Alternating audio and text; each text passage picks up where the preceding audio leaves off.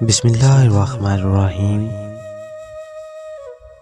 اگر اللہ تعالیٰ اپنی مخلوق میں کسی کو تکبر کی اجازت دیتا تو بے شک انبیاء کرام کو دیتا، مگر اس نے انبیاء کرام کے لیے بھی تکبر کو پسند نہیں کیا۔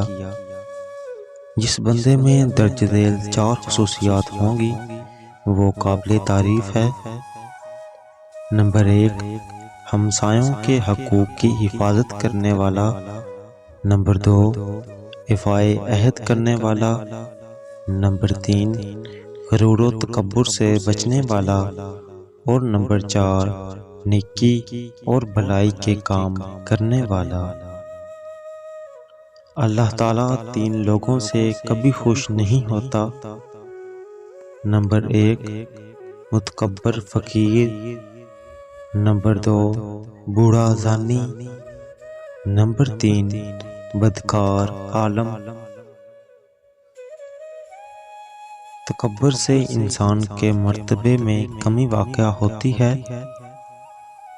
تکبر شیطان کے جالوں میں بڑا جال ہے، جبکہ حسد شیطان کا بہت بھاری پھندا ہے۔